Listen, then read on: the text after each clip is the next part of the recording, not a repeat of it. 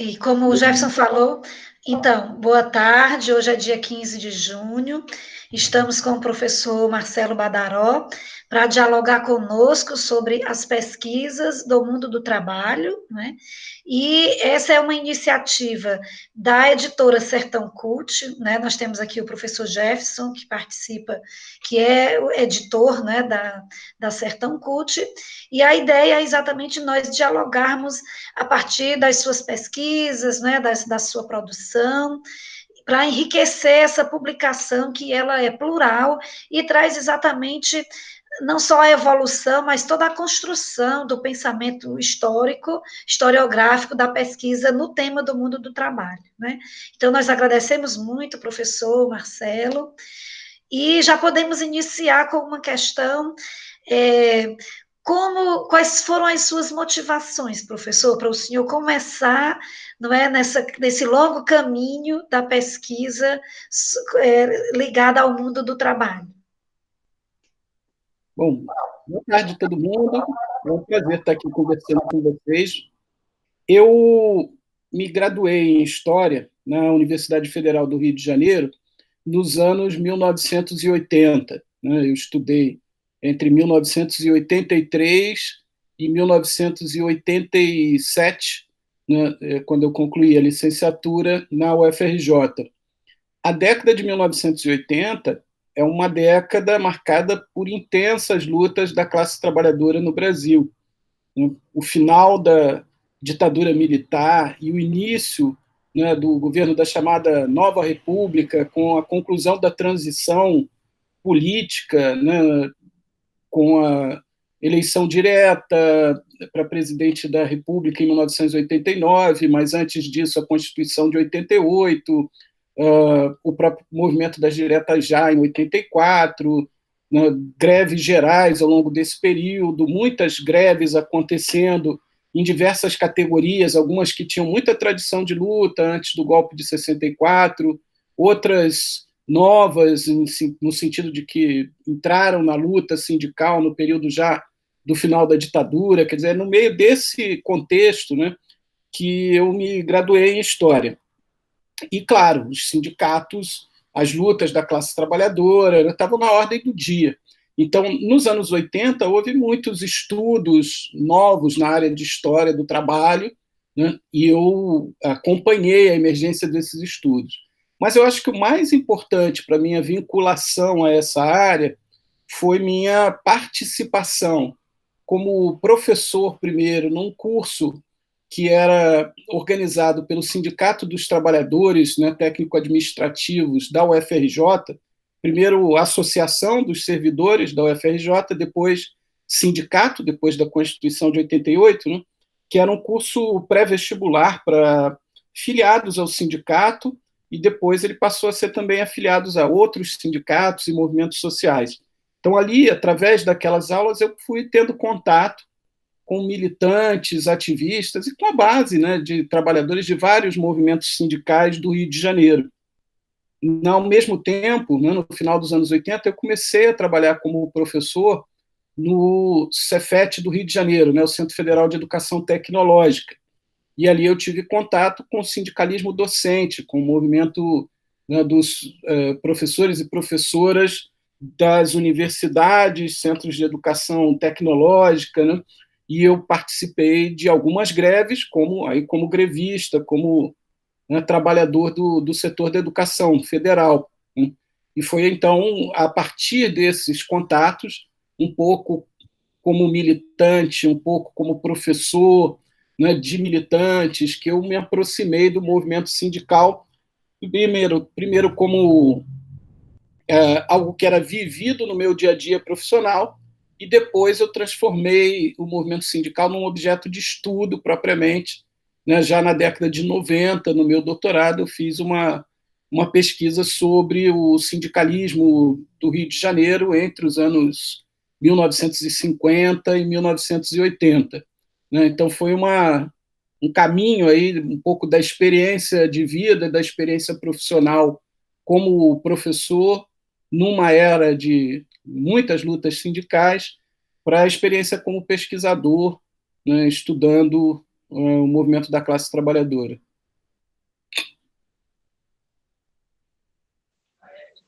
Boa tarde, professor. E como você está falando já aí, né, eu vi que o seu título, né, do doutorado, né, Novos e Velhos Sindicalismo, né, no Rio de Janeiro, ele vai posteriormente se transformar em um livro, né, e a partir daí, ao longo do que a gente vê pelas suas pesquisas, né, você vai entrar cada vez mais, né, nessa questão do mundo do trabalho, né, vai entrar Marx e o marxismo. Então, gostaria que o senhor pudesse falar um pouco mais sobre, né, essa que foi a sua, esse livro, né, que se transformou em livro, a sua tese de doutorado, né, dos novos e velhos sindicalismos, né, e como eles vão guiar, né, a partir desse trabalho também os seus trabalhos futuros. Tá certo. Então, como eu disse, eu ingressei no doutorado em História na UF, né, em 1993. E entre 93 e 96, eu produzi esse trabalho, né, essa tese que virou, em 98, virou o livro que você menciona. Esse foi o meu primeiro livro publicado e foi um trabalho de pesquisa que me deu muita satisfação de desenvolver, porque para fazê-lo, né, eu pude combinar uma experiência que eu tinha tido já desde a época da graduação, da iniciação científica, com a pesquisa em arquivos, né, mas como se tratava de um recorte, né, de história, como gostam de chamar os franceses, né, do tempo presente, de história com testemunhas vivas, né, eu combinei essa pesquisa em arquivos com entrevistas, né, com militantes do movimento sindical do Rio de Janeiro na década final dos anos 70 e anos 80. Eu estudei sindicatos que tinham uma longa história na cidade, como o Sindicato dos Metalúrgicos, o Sindicato dos Bancários, o Sindicato dos Ferroviários, e algumas categorias mais jovens, como era o caso dos metroviários, né? O metrô surgiu no Rio de Janeiro nos anos 70, o sindicato, então, era um sindicato novo, e os profissionais da rede pública de educação, né, em meio aí às lutas do final da ditadura militar, também surgiram em todos os estados os sindicatos de trabalhadores de educação pública, e no Rio de Janeiro é o CEP, né, que representa esse setor. Então, eu estudei essas 5 categorias e pude fazer uma transição, digamos assim, né, de pesquisas puramente feitas em arquivos. Minha dissertação de mestrado tinha sido sobre o período do final do século XIX, início do século XX, para pesquisas que envolviam também depoimentos, entrevistas, né? E também pude explorar arquivos, às vezes organizados, outras vezes não organizados, né? Dos próprios sindicatos, o que também foi muito interessante, né? Daí para frente, eu acho que tudo o que eu pesquisei teve a ver com a história do trabalho ou com as ferramentas teóricas, metodológicas necessárias ao trabalho do historiador em geral, ou especificamente do historiador do trabalho, né? Daí que eu tenho uma série de textos de historiografia, teoria, metodologia da pesquisa, né, que foram desenvolvidos em paralelo a esse foco central, né, na história social do trabalho.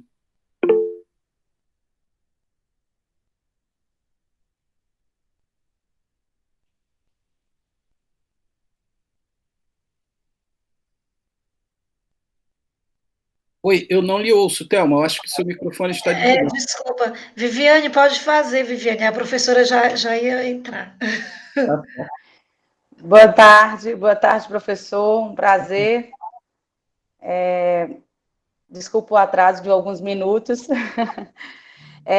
Professor, já que você está falando aí da sua experiência de pesquisa, né, desde o tempo da produção da tese até hoje, eu fiquei pensando, assim, para os novos pesquisadores, né, da história social do trabalho, como é que você avalia, diante de tantas temáticas que a gente vê surgindo, né, nos últimos anos, como é que você avalia as possibilidades de fontes de pesquisa e o acesso a essas fontes, né, para se discutir esses temas da história social do trabalho?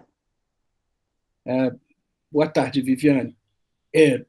Eu vou falar num momento em que o acesso a fontes de pesquisa é muito difícil, a não ser por caminhos virtuais, né? Mas, fora esse momento específico da pandemia, eu diria que nós temos muitas fontes para produzir história social do trabalho no Brasil, mas, infelizmente, a gente não tem, né, como gostaria de ter, né, como deveria ter, investimento, não só na área de história social do trabalho, como em outras áreas, investimento adequado dos governos para garantir arquivos públicos, né, em que essa temática, como outras temáticas, né, pudesse ser explorada através de fontes armazenadas, né, pelos arquivos públicos. Cada vez a gente vê menos recursos nessa direção. Eu diria que a gente, ao estudar a história social do trabalho, a gente tem a possibilidade, né, tanto de recorrer a arquivos públicos, como os arquivos estaduais, municipais, o Arquivo Nacional no Rio de Janeiro, as bibliotecas públicas, né? Quanto a gente tem a possibilidade de recorrer a arquivos privados, seja do próprio movimento da classe trabalhadora, os arquivos sindicais, né? Alguns sindicatos possuem arquivos organizados, são poucos, seria importante, né, no movimento dos historiadores do trabalho, de bibliotecários, de arquivistas, né, incentivar a organização e a preservação da documentação produzida pelos sindicatos, né? E a gente também tem a possibilidade de ter acesso aos arquivos privados dos militantes do movimento sindical, né, estudiosos do movimento sindical, que guardaram durante muito tempo esses arquivos. E, como eu disse, para períodos mais recentes, a gente pode fazer uso das entrevistas, de toda a metodologia da história oral. Há alguns arquivos especializados em história social do trabalho, né, que foram constituídos em instituições públicas, especialmente universidades. O mais antigo e mais importante deles é o arquivo Edgar Lanhouf, em Campinas, na Unicamp, né, que foi constituído inicialmente com doações de arquivos pessoais de militantes do movimento da classe trabalhadora no Brasil, que atravessaram aí o século XX, né, com sua militância. Depois esse arquivo se ampliou muito, hoje ele não tem apenas, né, documentos da área da história do trabalho, ele tem documentos de outras áreas, mas ele continua sendo uma grande referência. Aqui no Rio de Janeiro, por exemplo, eu também trabalhei muito com documentação do Arquivo de Memória Operária do Rio de Janeiro, que é sediado, né, foi constituído e é sediado na UFRJ, e há outros assim pelo Brasil todo. Arquivos judiciais, né, hoje são cada vez mais explorados pelos historiadores do trabalho, com os processos da justiça trabalhista. Nós exploramos, às vezes, também processos da justiça criminal, né, onde conflitos em torno de relações de trabalho acabam emergindo, aparecendo. E a partir da redemocratização, especialmente do final dos anos 90, quando eles começaram a ser abertos para consulta, um mundo de informações sobre greves, sindicatos, mobilizações da classe trabalhadora apareceu nos arquivos das polícias políticas. Em muitos estados do Brasil, né, esses arquivos foram abertos à consulta graças, primeiro, a luta, né, pelo direito de acesso às informações que o Estado produz sobre os cidadãos na Constituição de 88 e depois de esforços, né, de militantes de direitos humanos, de movimentos do tipo Tortura Nunca Mais, para que esses arquivos fossem disponibilizados. Eu fiz muito uso ao longo dos últimos anos, das últimas décadas, né, do arquivo público do Estado do Rio de Janeiro, onde estão armazenados, né, os documentos das polícias políticas aqui do Rio, que tem uma especificidade, como o Rio foi capital até 1960, né, a documentação não só sobre o Rio de Janeiro, mas sobre diversos estados do Brasil, porque a polícia política aqui trocava correspondências e era quase que uma referência, né, durante um certo período, depois de 45, já era um departamento federal de polícia, né, que tinha no seu interior um órgão de polícia política. Então, essa é uma documentação que, nas últimas décadas, se mostrou muito rica, não só para a gente estudar a repressão aos movimentos da classe trabalhadora, que era essa a função da polícia política, mas também porque ela recolhia, né, documentos dos sindicatos, dos militantes, informes, relatórios. Sempre a gente deve olhar para eles com muito cuidado, porque produzidos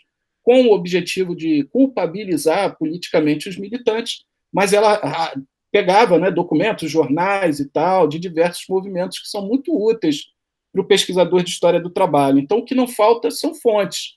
Talvez elas pudessem estar melhor preservadas, organizadas, e a gente tem que sempre se mobilizar para isso, né? Mas há uma enorme quantidade de fontes à disposição e há muitos caminhos novos, né, a serem explorados pelos jovens, pelas jovens historiadores do trabalho, né? Obrigada, professor. Por falar nesse momento de difícil acesso, né, com relação à pandemia, eu sou doutoranda aí do programa, vou fazer minha defesa agora, no final de julho, via Google Meet também, né, por conta dessas circunstâncias, e, infelizmente, muita gente ficou com as pesquisas paradas, né, nesse momento, porque não tem como ter acesso, né? É verdade. Nós temos já uma quantidade razoável, né, de documentos digitalizados disponíveis na internet, a base da Biblioteca Nacional, com os periódicos, né, cada vez mais periódicos disponibilizados para acesso na internet, mas ainda é muito pouco comparado ao conjunto da documentação reunida nos arquivos públicos e muito menos ainda nos arquivos privados, dos sindicatos, né, dos militantes. Esses raramente a gente consegue acessar pela internet. É uma limitação. Obrigada. Boa tarde. Boa tarde, Cláudio. Professor, você falou um pouco sobre a possibilidade de acesso às fontes, né?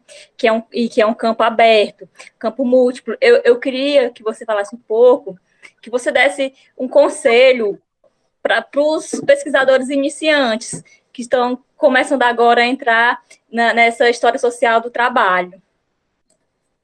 Olha, meu avô dizia para mim que se conselho fosse bom, a gente não dava, a gente vendia. Mas eu vou me arriscar, então, a dar um conselho. Eu aprendi lendo algumas referências aí da história de uma forma geral, da história social em particular, né, que quando nós escrevemos história, a gente está escrevendo sobre um passado mais distante ou mais próximo no tempo, né? Mas a gente está sempre escrevendo a partir, pesquisando, pensando a partir das questões do nosso presente, né? Então, eu diria que nós vivemos um presente muito conturbado, né, do ponto de vista agora, né, uma crise sanitária ligada a uma crise social, no caso brasileiro, uma crise política, evidentemente, né? Nós vivemos um presente muito conturbado que nos pressiona com muitas questões, né? E eu diria, é preciso buscar no trabalho do historiador, né, respostas não imediatas para as questões do presente, mas respostas para os anseios, né, sociais mais gerais que essas questões presentes nos apresentam, né? E então eu diria a história do trabalho em especial, como em outras áreas podem usar justificativas parecidas, né? Ela nos coloca diante de um dever de responsabilidade social, né? Entender como é que a gente chegou a uma situação de um país como esse que a gente vive, onde hoje, né, mas isso vem de muito tempo, mais de 40% da força de trabalho empregada, né, no setor privado é de trabalhadores informais, né? O número de desempregados no Brasil já ultrapassou aí 13 milhões de pessoas, né? A renda é distribuída de forma muito desigual, né? E entre os setores aí que vivem do trabalho e especialmente, né, entre os que vivem do trabalho e os que vivem do lucro, de exploração desses que vivem do trabalho, né? Então, esse tipo de quadro social tem uma longa história no Brasil. Essa história não é linear, ela é marcada por momentos de muitas lutas, momentos de refluxo dessas lutas, né? Mas a classe trabalhadora construiu suas organizações, pautas, programas, estratégias de luta, movimento, né, para tentar, ao longo da história desse país, reverter ou minorar essa situação profundamente desigual que nos marca desde a origem colonial, né, desde esse longo passado de escravização de populações, né, trazidas à força do continente africano para trabalharem aqui no empreendimento colonial e depois, né, da independência ainda nas plantations escravistas até 1888. Então, essa longa história aí de exploração do trabalho, essa longa história também de resistência, de organização, de luta, pode ajudar a gente a entender melhor, né, esse conflituoso, desigual, contraditório mundo e Brasil em que a gente vive hoje, né? Então, o que eu diria era isso.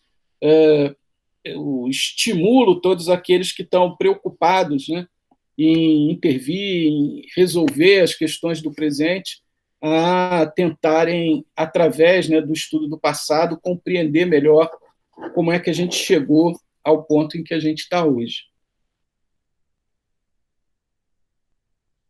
Professor, ainda dentro dessa questão do tempo presente, da atualidade, a gente vê que a ciência tem sofrido uma série de ataques, principalmente as ciências humanas, né, a história, a nossa margem de atuação, o nosso território de atuação, tem sido disputado por vozes que muitas vezes trabalham sem nenhum tipo de embasamento, só por achismo, e estão ocupando esse espaço, muitas vezes baseados num revisionismo histórico, feito às margens do rigor científico, né? Isso tem nos tomado muito esse espaço. Dentro dessa realidade, como nós historiadores podemos nos portar agora para tentar recuperar esse espaço que está sendo nos tomado, né? E digo mais, e pergunto mais ainda, será que a gente não cometeu... Qual foi o erro que a gente cometeu para perder esse espaço nesse momento? Será que a gente não fez um trabalho de tradução, eu diria até de tradução mesmo, do que a gente produz para que a sociedade possa nos compreender? Tá certo, Jefferson. A questão que você coloca é crucial, né? Eu acho que há dois campos aí em que a gente tem que pensar essa questão. Do ponto de vista, né, da memória social, né, a história produzida na universidade, né, a história escrita pelos historiadores, ela é apenas um dos elementos, né, que disputam no espaço da sociedade essas representações sobre o passado, as narrativas sobre o passado, né? A política institucional ou não, né, os interesses sociais também estão por trás dessas disputas de narrativas, de referências, né, sobre o passado. E num momento de crise, polarização, disputas políticas acirradas, como o que a gente vive, fica muito nítido, né, que reinterpretar o passado é essencial para justificar determinadas posições no presente. Então, nós vivemos, para pegar apenas o exemplo mais gritante disso, né, nós vivemos um governo que tem evidentes intenções autocráticas, né, para usar uma expressão do Florestan Fernandes, né, que cunhou essa expressão autocracia no burguesa, né, para fazer um contraste, né, com a ideia de democracia burguesa, para dizer, no Brasil, as classes dominantes nunca tiveram um forte compromisso democrático, tiveram muito mais um pendão autocrático. Daí a gente ter tido longos períodos de ditaduras, né, no país, o primeiro governo Vargas, a ditadura militar. Então, desse ponto de vista, né, num momento em que a gente vive, em que um governo tem uma manifestação evidente, né, de desprezo pelas instituições democráticas, né, ele sustenta suas posições no presente, também tentando reescrever a história, especialmente a história dos últimos 60 anos no Brasil. Daí que esse governo se apegue a interpretações revisionistas, né, sobre o que foi a ditadura constituída em 1964, com o golpe que derrubou o governo João Goulart, ou mesmo sobre episódios do passado mais recente do país. Então, desse ponto de vista, os historiadores, as historiadoras profissionais, né, nas universidades, nas suas pesquisas, nos seus trabalhos, têm que se enfrentar, às vezes, com poderes políticos e socialmente constituídos muito mais fortes, né? Para isso, a gente precisa atuar coletivamente, através das instituições, através das associações. A Associação Nacional de História, ANPU, tem desempenhado um papel muito importante de denúncia, de posicionamento bastante enfático, né, contra esse tipo de apropriação indevida, né, acientífica, contrária a todo o acúmulo de conhecimento, né, produzido pelos historiadores e pelas historiadoras, né, e acho que a gente deve reforçar esse papel da Associação Nacional de História. Agora, no interior do nosso próprio trabalho cotidiano, eu entendo que sim, a gente pode ter perdido espaço, e eu diria que, de um lado, pelo que você próprio sugere, né, porque muitas vezes nós avançamos muito na produção do conhecimento acadêmico, através de um saber cada vez mais especializado em áreas de pesquisa, né, que acumulam muito de referências internacionais, teóricas, metodológicas, trocas, intercâmbios, seminários e tal, mas esse saber especializado tem pouca repercussão na divulgação mais ampla para um público mais amplo. Então, quando isso acontece, nós nos fechamos, né, no casulo das nossas especialidades e temos dificuldade de dialogar com as demandas sociais, né, das grandes questões que estão postas aí no debate social. E eu acho que há um outro campo ainda mais importante que diz respeito ao próprio ensino de história, né?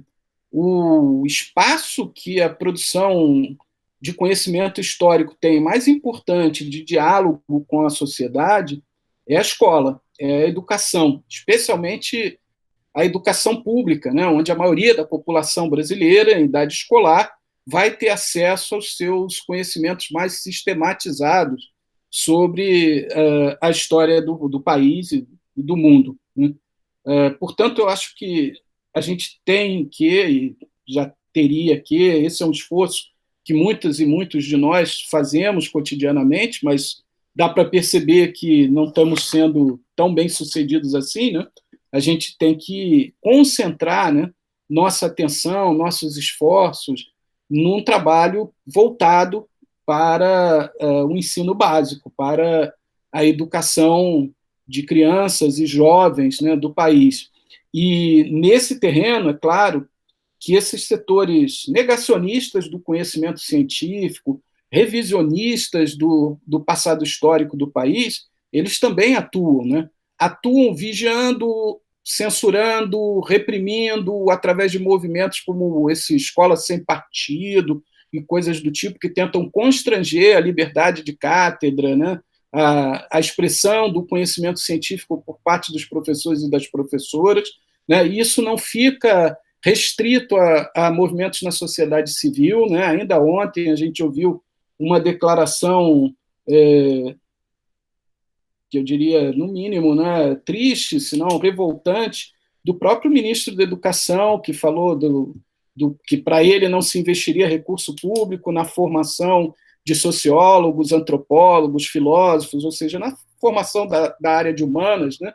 Mas isso, na prática, já vem acontecendo, né, quando o CNPq, por exemplo, esse ano divulgou, né, uma lista de áreas de pesquisa prioritárias, linhas de pesquisa prioritárias, que praticamente exclui completamente as ciências sociais e humanas, né, do financiamento à pesquisa pelo CNPq.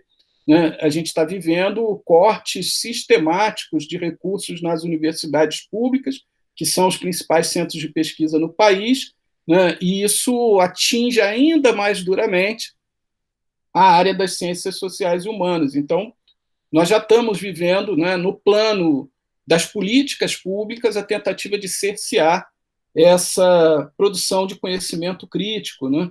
Eu acho que o esforço que a gente tem que fazer é para resistir não apenas dentro da universidade, mas na articulação com os profissionais da educação básica, né, para construir e resistir com conhecimento científico, crítico, atrelado aos valores democráticos, à defesa dos direitos, né, da cidadania política, social, né, no interior das escolas, né, e o papel da história, da produção de conhecimento histórico aí é chave, é seminal, né?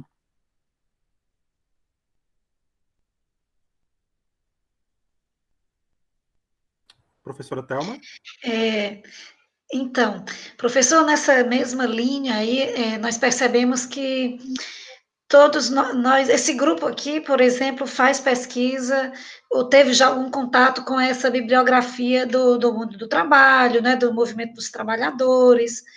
Então, a gente percebe que cada vez é um desafio maior a gente tentar manter essa pauta do trabalho, da história social, não é? E mais ainda a nossa tradição de tentar esse diálogo e esse elo entre uma história acadêmica e uma história militante, né? Esse compromisso social que o senhor tão bem falou nos seus artigos, né? E essa responsabilidade social que o senhor comentou agora no início, né? Então, pensando nessa direção, como é que o senhor vê quais as alternativas, né, que nós temos diante de uma conjuntura que cada vez mais desnuda essa desigualdade e, particularmente no mundo do trabalho, vai ficar bem pior, essa distância abissal entre os que estão incluídos, né, os que têm acesso à tecnologia, etc., e uma grande massa, né, que não vai ter acesso a nada disso. Como é que o senhor percebe, assim, a nossa própria atuação nesse sentido? Tá bom. Eu vou começar pelo próprio sentido da pesquisa em história do trabalho, né? É claro que a pesquisa em história do trabalho ela é influenciada pela dinâmica do movimento da classe trabalhadora.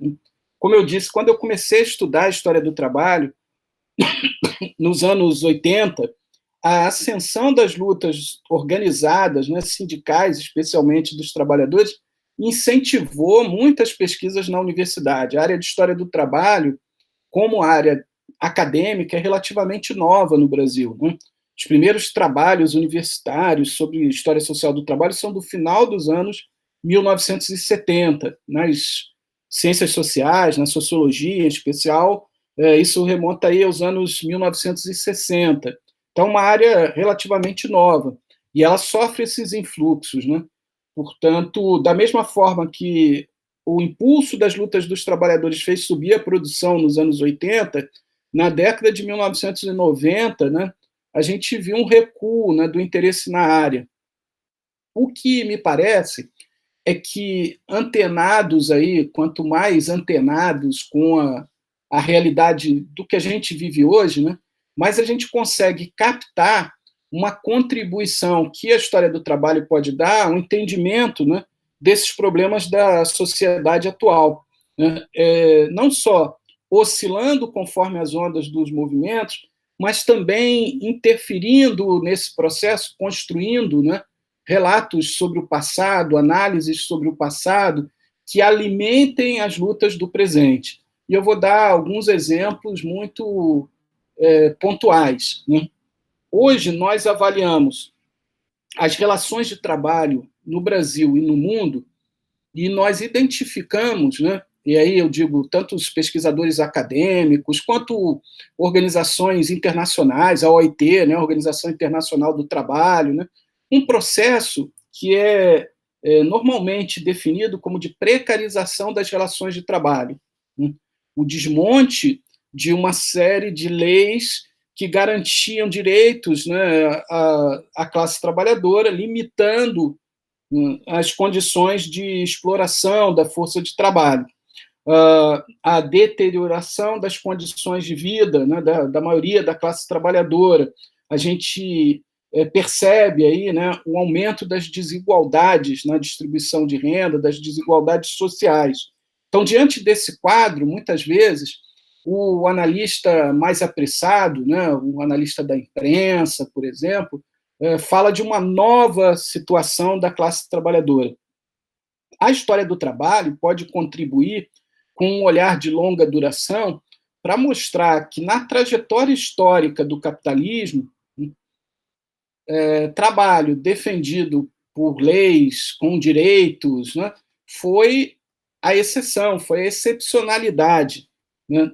No Brasil, isso aconteceu de forma limitada para a classe trabalhadora urbana a partir dos anos 30, e a classe trabalhadora urbana era minoritária no conjunto, né, da população brasileira, né, e ainda assim, né, esses direitos que foram escritos em leis, né, desde a década de 30, demandaram muita luta para entrar efetivamente em vigor nas décadas seguintes, né, e quando a gente parecia que tinha ampliado a gama de direitos, né, incluindo trabalhadores rurais a partir dos anos 60, incluindo servidores públicos nos direitos, como o direito de sindicalização, com a Constituição de 88, ampliando direitos, né, licença maternidade, garantias maiores para quem trabalhava em horário de turno, né, aumento das indenizações por despedimento, por demissão, etc. Na Constituição de 88, quando a gente parecia que estava avançando na ampliação de direitos, os anos 90 mostraram para a gente que aquele ali foi o limite, né, da classe trabalhadora brasileira. Mas mesmo nos países de desenvolvimento industrial mais avançado, né, do centro da economia capitalista, os países do hemisfério norte, né, aquilo que foi chamado de estado de bem-estar social, quer dizer, um emprego relativamente pleno, né, com direitos sociais universais, à educação, à saúde, direitos ligados à moradia, melhorias salariais, né, garantias de contratação coletiva, etc., etc. Aquilo que foi definido como estado de bem-estar social ficou restrito a alguns países, especialmente do norte do globo. Durante o período aí do fim da Segunda Guerra até os anos 70, início dos anos 80, e mesmo nesses países atingiu, né, seletivamente a classe trabalhadora. Foram os homens, principalmente, que tiveram esses empregos estáveis, que a OIT chama de emprego padrão, né? As mulheres, em geral, tiveram relações mais precárias com o mercado de trabalho assalariado. E foram os nacionais que tiveram essas garantias, porque os imigrantes, mesmo nesses países, sempre foram uma parcela expressiva da força de trabalho e tinham sempre menos direitos, né? Então, o que a gente chama aí, o que a OIT, por exemplo, chama de emprego padrão, foi uma exceção na trajetória histórica das relações de trabalho nas sociedades capitalistas. Historiadores e historiadoras têm muito a dizer sobre isso. Hoje a gente vê que, quando grandes mobilizações ocorrem em torno de direitos civis, de garantias de igualdade de tratamento pelo Estado, como está acontecendo agora no mundo todo, especialmente nos Estados Unidos, né, na luta contra o racismo, pelo fim da violência policial contra a população negra, né, no caso da classificação utilizada normalmente nos Estados Unidos, né, people of color, pessoas de cor, o que inclui os negros, mas também todos aqueles que não são considerados brancos, nascidos nos Estados Unidos, né, nós considerados lá os latinos, os migrantes asiáticos, todos esses, né, vivem uma situação de racismo institucionalizado em organizações como a polícia, isso fica mais evidente, mas no dia a dia, né, o racismo estrutura as próprias relações sociais.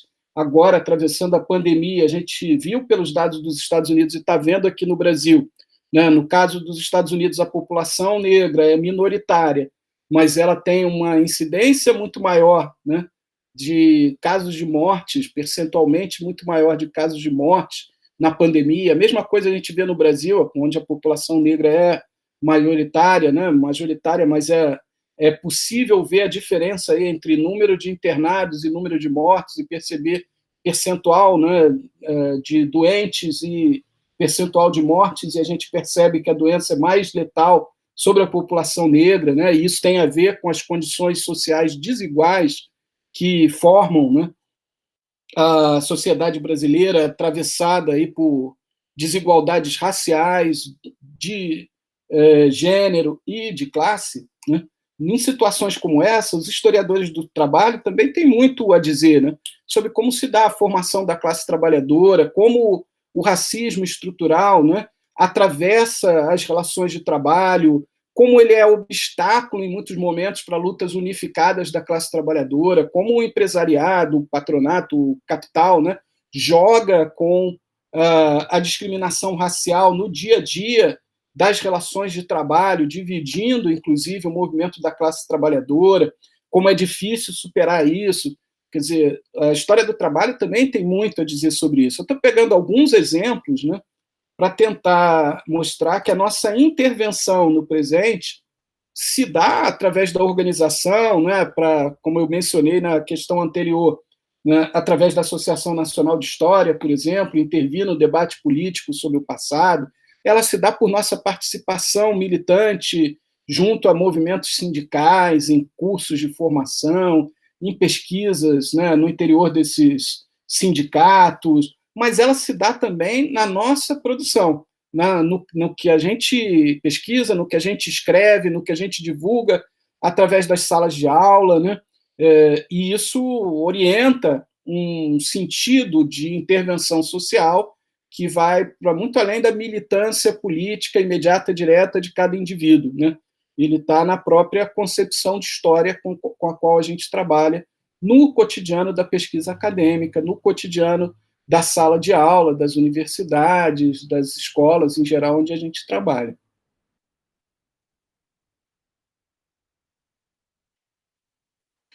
Alguém mais?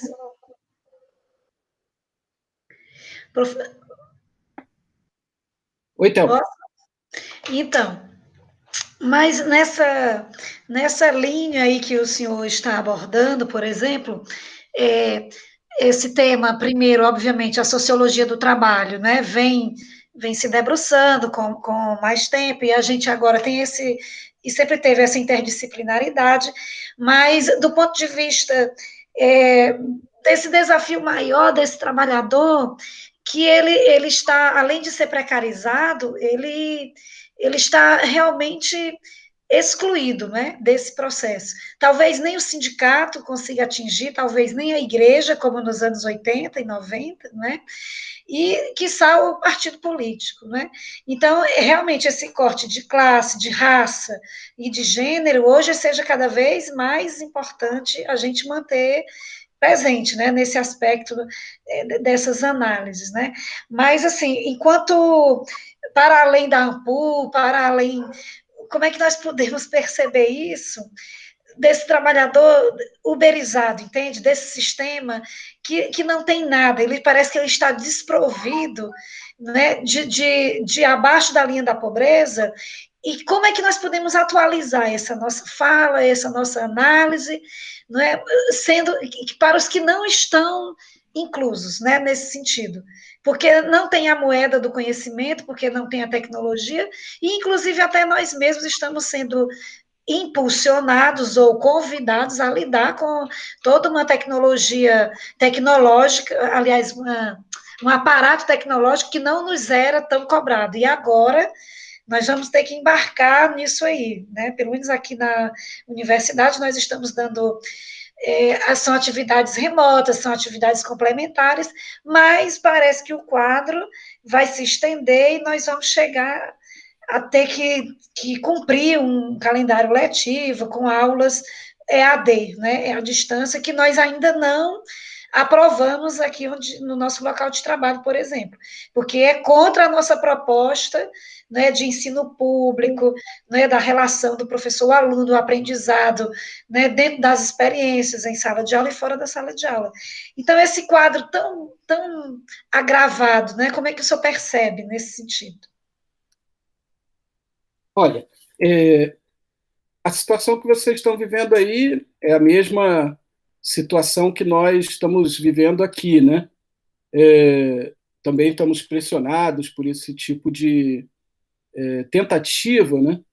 De, a gente pode dizer, aligeramento da solução para a crise pandêmica, né? Que abre o caminho aí para um modelo de educação à distância, né, que é controlado por grandes corporações no Brasil e, às vezes, até por interesses políticos, né, de difusão de informações, né? Hoje correu uma notícia dando conta de que uma das empresas que está vendendo aplicativos, né, supostamente educacionais, para as secretarias de educação de vários estados no Brasil, inclusive, né, do estado de São Paulo, né, é a mesma empresa que produz material de propaganda política na internet, né, para a família do presidente da República. Né?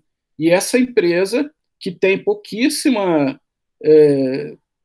expressão na área, né, da produção de material para a educação, né, ela tem acesso aos dados de estudantes e professores da rede pública de vários estados do país.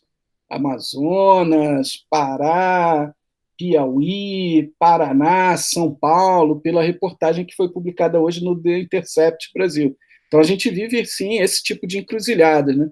E não vamos deixar de ter em conta que o que a gente está chamando aí, né, de trabalho por aplicativo, por exemplo, de motoristas de Uber, né, de entregadores, né, ele, de certa maneira, é uma referência para o tipo de proposta que esses modelos, né, de educação à distância, baseados em aplicativos educacionais e tal, estão colocando hoje. Então, nós, professores, professoras, né, não estamos tão distantes assim dessa realidade. Especialmente no ensino privado, cada vez mais gente já se transforma, né, numa força de trabalho uberizada na educação privada no país. É possível enxergar isso em formas novas de contratação que vem se impondo nos últimos 2, 3 anos aí, por muitas redes, né, de ensino privado. Mas eu vou focar um pouco mais nesses setores mais precarizados da classe que você mencionou e, de novo, tentar defender esse ponto de vista, né, de que a história do trabalho é relevante para as lutas desses setores hoje. Não sei se vocês chegaram a ver, mas circulou bastante pelas redes sociais um discurso feito no domingo da semana passada por um entregador de aplicativos em São Paulo que montou um movimento, né, chamado Entregadores Antifascistas. Né? O Paulo Galo é o apelido dele. Né? E o Galo, né, diz no discurso, menos de 1 minuto, bom para rodar em listas de WhatsApp, ele pensou nisso, ele deu uma entrevista depois ao Grupo Folha de São Paulo explicando isso, né, que tinha que ser curto para rodar nas listas de WhatsApp. Ele termina o discurso dizendo que empreendedor, coisa nenhuma, nós somos força de trabalho. Né? Bom, essa consciência de classe que um movimento como esse demonstra, né, e todos os limites para ela, porque ele também explica que ele, como ele é entregador motorizado, né, de motocicleta, ele tentou primeiro organizar outros motoboys, outros entregadores de motocicleta, trabalhando para redes de aplicativo. Não foi muito bem sucedido, porque muitos diziam para ele isso, que eram empreendedores, que isso aí vai para Cuba e aquelas coisas que a gente ouve nas ruas do Brasil, infelizmente, hoje em dia. E aí ele foi mais bem sucedido organizando os entregadores de bicicleta, né, que uma pesquisa em São Paulo mostra que eles trabalham pedalando em média 12 horas por dia para receber no final do mês menos de R$1.000, 900 e poucos reais é o que eles ganham por 12 horas de trabalho por dia. Né? Então ele foi mais bem sucedido ali. E quais as técnicas de mobilização que ele utiliza? Bom, de um lado ele tem coisas que há 100, 200 anos atrás não existiam. Ele usa o WhatsApp, as redes, né? O próprio processo que o subordina a empresa via aplicativos lhe permite também ter contato, né, pelas redes sociais com uma série de outros entregadores. E através desse contato com os entregadores, eles que não estão concentrados numa fábrica, né, mas estão conectados por essas redes sociais, podem se mobilizar em torno de pautas que são típicas de lutas da classe trabalhadora 100 anos, 150 anos atrás. A pauta que ele está defendendo para iniciar essa mobilização é do pagamento de refeições para esses entregadores, né? Porque ele chama atenção. Imaginem o que é uma pessoa trabalhar 12 horas por dia pedalando, entregando comida com fome, né? Porque as empresas não garantem café da manhã, almoço, jantar, né? E dependendo de onde o sujeito está trabalhando, ganhando menos de R$ 1.000 por mês é muito caro, né? Comer na rua. Então, a pauta é essa. As técnicas de mobilização são as mais tradicionais do movimento sindical, ainda que o meio, né, o aplicativo, a rede social seja novo. Também vemos aqui no Rio de Janeiro, e está, pelo jeito, crescendo, espalhando, né, uma greve de entregadores dessas empresas, né, que trabalham terceirizadas das redes que vendem pela internet. Agora, com a quarentena, muita gente, mais gente ainda, passou a comprar pela internet, né? Então, e eles reclamando que eles ganham muito pouco, fizeram um movimento, uma greve, agora estão tentando articular uma greve nacional de entregadores por aplicativos para o dia 1º de julho.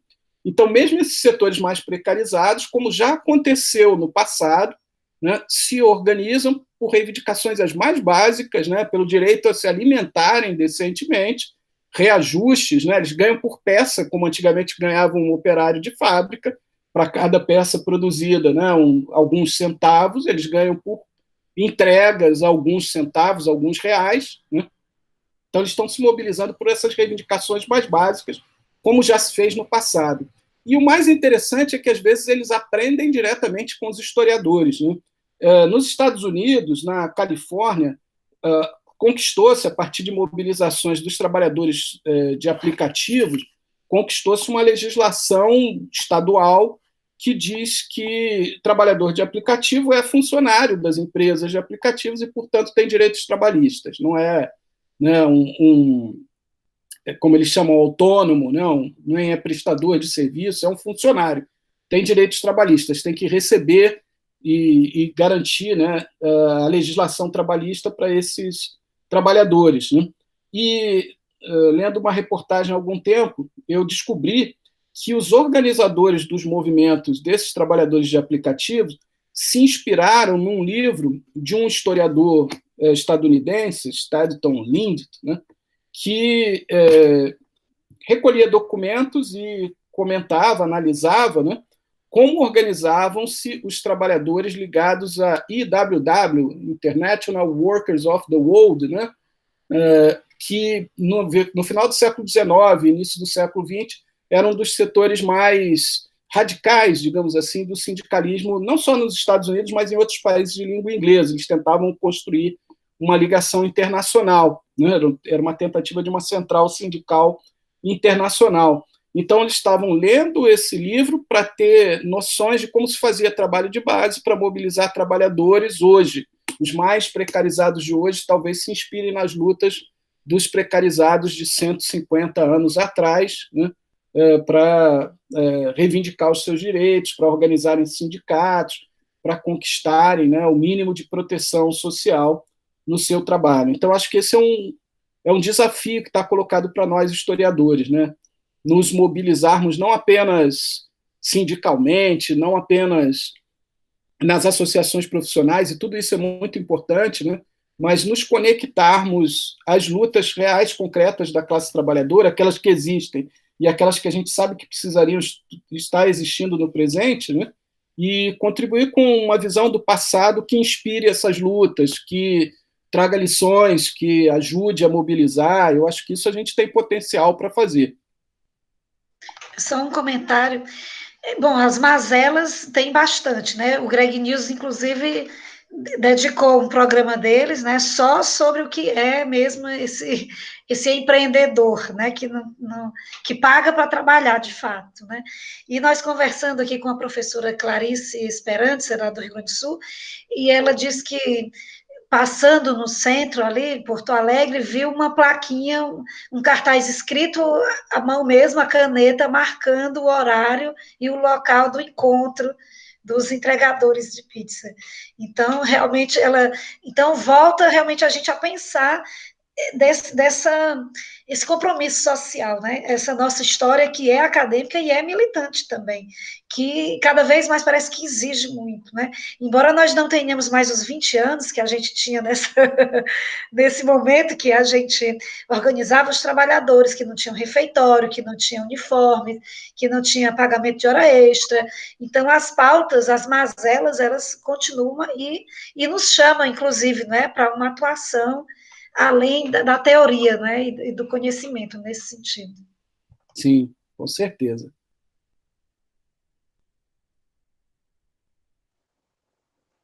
Professor, eu queria voltar um pouco assim para a sua experiência, né, de pesquisa, de orientação de dissertações e teses, de militante, enfim, né?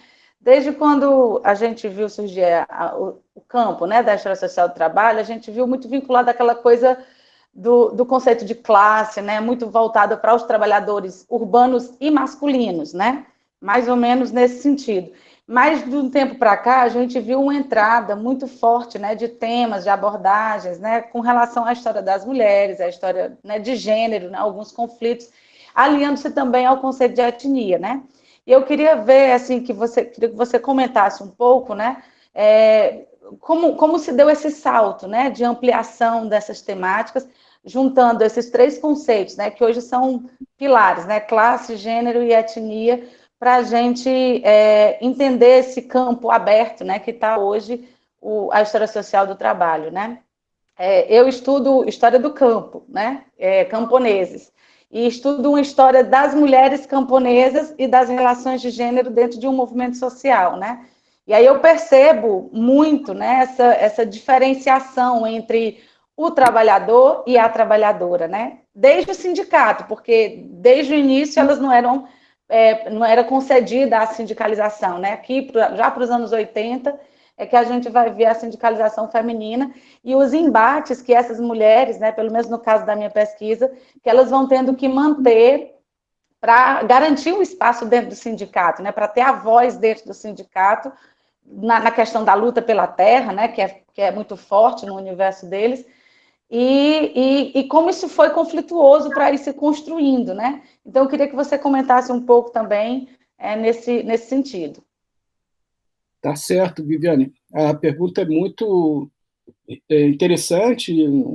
Claro, o espaço é pequeno para tudo que a gente poderia pensar a partir dessa questão que você levanta, mas eu vou começar dizendo o seguinte: da mesma forma que na década de 1980 o movimento sindical se impôs como tema para os historiadores e para as historiadoras, né, pelas lutas da classe trabalhadora naquele período, eu acredito que as lutas do movimento de mulheres, as lutas do movimento negro no Brasil, impuseram aos historiadores em geral e aos historiadores e historiadoras do trabalho em particular uma sensibilidade maior para pesquisar, olhando a classe trabalhadora de uma forma mais ampla, né, em que a gente não se restringisse a esse trabalhador urbano, formal, do sexo masculino, com contrato, direitos, etc, etc, etc.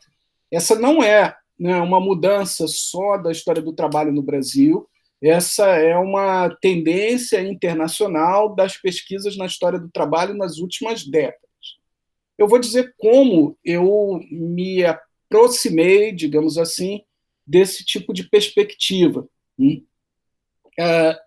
A primeira pesquisa que eu fiz de forma mais sistemática no final da minha graduação e durante o mestrado foi sobre aquilo que no Código Penal de 1890, né, foi definido como contravenção penal.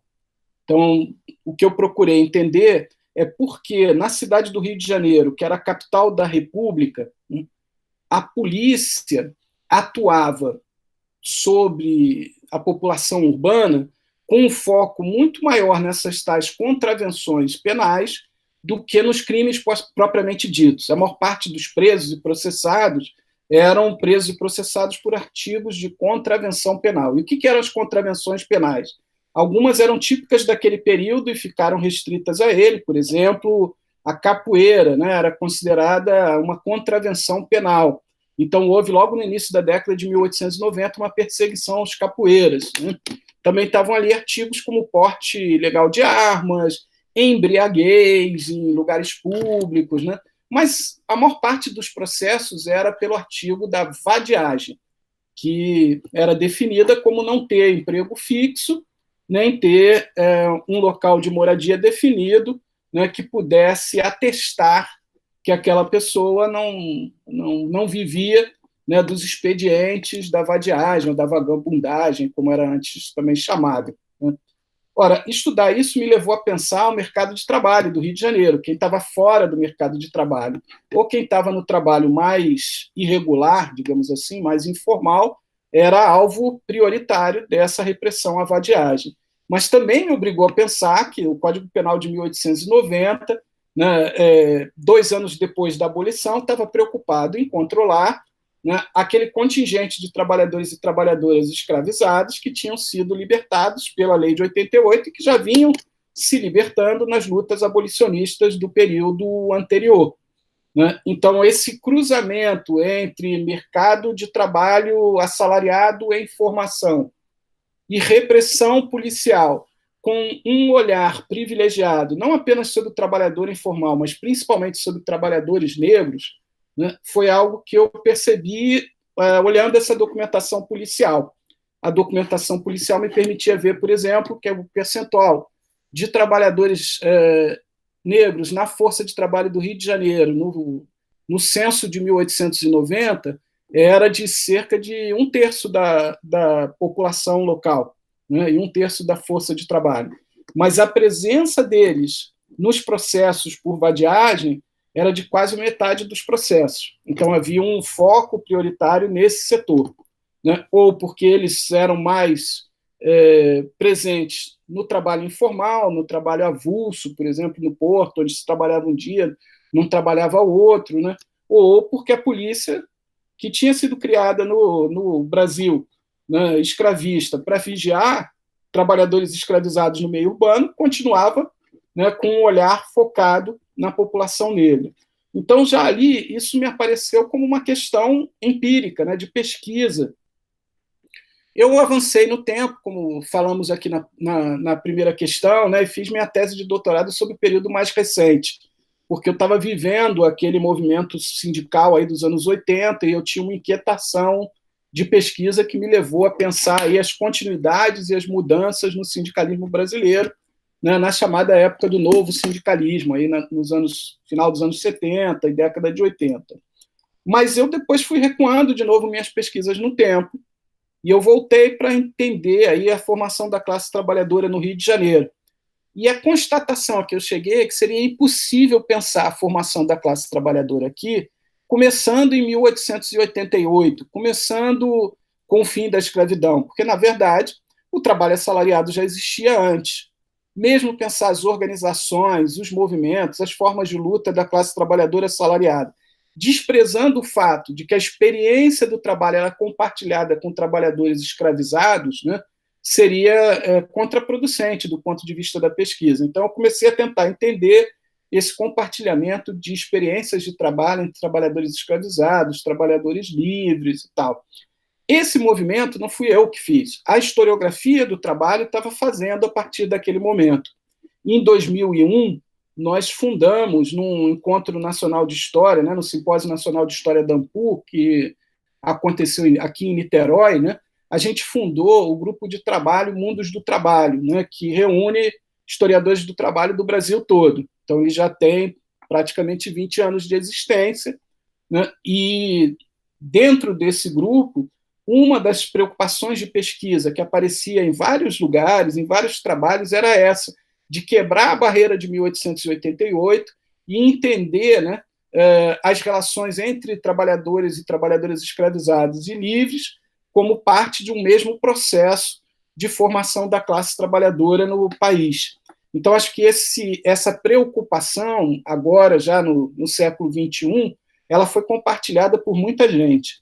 Esse movimento de pesquisa me levou também a tentar entender melhor, de um ponto de vista teórico, né, as relações entre gênero, raça e classe nas sociedades capitalistas em que a gente vive. né? E isso me levou, o último estudo que eu publiquei é um livro sobre a classe trabalhadora de Marx aos tempos atuais, né? Em que eu parto justamente da discussão do Marx sobre o que é a classe trabalhadora, para tentar entender como ela pode nos ser útil hoje para entender a dinâmica e os processos históricos que essa classe trabalhadora vive hoje em dia. E um dos capítulos aí, sobre a questão do livro, sobre a questão do sujeito histórico e tal, eu acabei me vendo obrigado a discutir como é que essa classe trabalhadora, longe de ser homogênea, né, ela é atravessada por desigualdades internas entre homens e mulheres, brancos e não brancos, no caso da sociedade brasileira, especialmente a população negra, né? E como exploração, formas de opressão de gênero, racial, né, e alienação do trabalho em relação ao capital, né, quer dizer, a perda do controle sobre o que está sendo trabalhado por parte dos trabalhadores, a perda do controle sobre a força de trabalho que é vendida, né, para o capitalista, como esses três processos, exploração, opressão e alienação, estão completamente interligados na totalidade contraditória que é uma sociedade capitalista.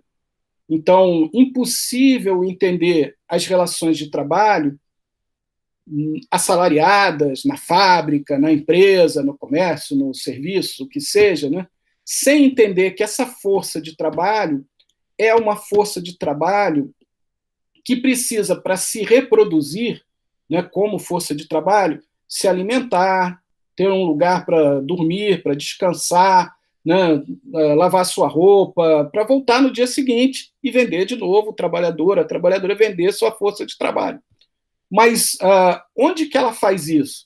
Em parte, ela faz isso no mercado, comprando, né, mercadorias, alimentos e coisa e tal. Mas o alimento não chega pronto em casa sempre, né? A roupa não se lava sozinha, por mais que você tenha uma máquina de lavar. A criança, que vai ser o trabalhador do futuro, precisa ser produzida também, né, por homens e mulheres. E quem cuida da criança? E quem cuida do trabalhador idoso que já não pode mais trabalhar, né?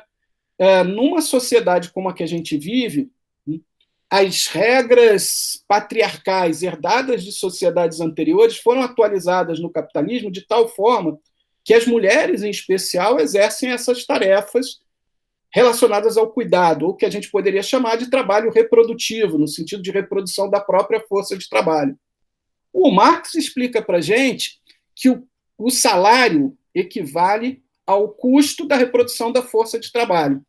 Mas se uma parte desse custo é amortecida por trabalho não pago, porque o trabalho das mulheres em casa, quando elas lavam, quando elas cozinham, quando elas cuidam das crianças, dos idosos, não é um trabalho, na maior parte das vezes, remunerado, né? Então, isso significa que o custo da força de trabalho é reduzido. Do ponto de vista do capital, manter a opressão de gênero, manter a lógica patriarcal no interior dos lares da própria classe trabalhadora é interessante para reduzir os custos de reprodução dessa força de trabalho. Da mesma forma, se a gente olha para o mercado de trabalho e vê que tem tarefas que pagam menos, né, empresas que pagam menos, formas contratuais mais precarizadas que pagam menos e tal, a gente vai observar que a concorrência entre os trabalhadores para ter emprego, diante de muito desemprego, para ter os empregos que pagam melhor, para ter a qualificação para ocupar esses empregos que pagam melhor, etc., vai gerar disputas internas. Como organizar, digamos, a fila, né, dessas disputas, dessa concorrência, porque o capital joga a classe trabalhadora em concorrência permanentemente, né? Uma das formas de organizar é justamente através das opressões. Mulheres ganham menos no mercado de trabalho, quando trabalham de forma assalariada, do que homens, mesmo quando elas têm a mesma qualificação, né? Negros e negras ganham menos do que brancos no mercado de trabalho. Esses dados o IBGE divulga periodicamente e a gente vê que as diferenças são gritantes no Brasil. Ou seja, as opressões também organizam, né, a partir de hierarquias de gênero, a partir de hierarquias raciais, também organizam, né, a concorrência no interior do mercado de trabalho. E, desse ponto de vista, o capitalismo não vive só da exploração da classe trabalhadora, ele vive dessa combinação permanente entre exploração, opressão, alienação do trabalho. E cabe a gente tentar entender a totalidade desse processo. Então, falar da classe trabalhadora sem perceber as dimensões raciais e de gênero que estão envolvidas, né, nas relações de trabalho numa sociedade capitalista, né, é ver a classe trabalhadora de uma forma homogênea demais, ou talvez muito restrita. Né? E eu acho que esse é um esforço que os historiadores e as historiadoras do trabalho cada vez mais estão fazendo para superar essa visão restritiva, né, sobre a classe trabalhadora. Eu entendo que um bom caminho para fazer isso é utilizando justamente a referência, né, da obra do Marx, mas o Marx não viu tudo. Por exemplo, o Marx não discutiu essa questão da reprodução da força de trabalho a partir da desigualdade de gênero, embora ele tenha falado bastante sobre a desigualdade de gênero. Né? Isso foi desenvolvido por feministas marxistas que, nas últimas décadas, né, avançaram na discussão disso que é chamada, às vezes, de teoria da reprodução social. O Marx denunciou como o racismo dividia a classe trabalhadora. O Marx lutou pela abolição da escravidão nos Estados Unidos, escreveu muito sobre isso, na Associação Internacional dos Trabalhadores, né, colocou isso no manifesto inaugural, tal. No Capital está lá escrito que enquanto o trabalho de pele negra não se livrar, né, dos grilhões nos Estados Unidos, o trabalho não se livrou daqueles grilhões da escravidão nos Estados Unidos, o trabalho de pele branca não podia avançar nas suas lutas sociais e tal. Mas o Marx não pôde observar todos os processos, né, de continuidade da opressão racial nas sociedades pós-escravistas. Né? Afinal de contas, ele morreu antes da abolição no último país das Américas a manter a escravidão, que foi o Brasil. Né? Ele morreu pouco mais de 2 décadas, exatamente, praticamente 2 décadas depois da abolição da escravidão nos Estados Unidos. Então, a gente tem que olhar para toda aquela luta dos movimentos contra a opressão de gênero, contra a opressão racial, dos encontros e desencontros dessas lutas com a teoria social e tal, para tentar avançar. Né? E é isso que eu tenho tentado fazer em alguns trabalhos. Acho que eu falei um pouco demais já nessa resposta. Alguém mais quer fazer algum comentário? Professor, então, nós agradecemos novamente a partilha do seu tempo, a sua valorosa contribuição, não é? E o processo é que depois vai ser transcrito, não é isso, Jefferson? Você quer falar, comentar um pouco? Exatamente, professor. Toda a entrevista vai ser transcrita, o original da entrevista e a editada vai ser enviado para o senhor, para o senhor, né, dar o seu ok, o seu visto, porque o capítulo referente à sua entrevista vai ser de sua autoria. O DOI que for gerado para esse capítulo, né, vai ser do senhor, né, e de quem promover também a edição do capítulo. Um de nós que vai fazer isso. Vai ser como coautor, certo? Então, a ideia é que o senhor seja recompensado também com essa produção pelo seu conhecimento que o senhor compartilhou com a gente hoje. Tá bom? Eu agradeço aí a oportunidade de estar conversando com vocês e estou à disposição para outras coisas que a gente possa fazer junto. Né? Às vezes a gente está muito longe em quilometragem, mas está descobrindo agora que pode estar perto através dessas ferramentas aí de discussão virtual. Né? Então, foi muito legal estar conversando com vocês aqui hoje. Espero que a gente se encontre aí ao vivo em outros momentos, mas também por esses canais aqui. Muitíssimo obrigada, então. Boa tarde. Valeu, gente. Boa tarde para vocês. Bom trabalho aí para vocês. Do livro e outras coisas. Tchau, tchau. E boa defesa para você também, né? Obrigada, professor. Obrigada. Está marcado para a última semana de julho. Estou na expectativa. Estou orientando da Samanta. Que legal. Que legal. Foi um prazer, professor. Boa tarde. Prazer meu também. Tchau, tchau, gente. Tchau. Então, agora... Tudo bem, gente? Tudo bom? Eu não entendo. Eu vou interromper a gravação, tá?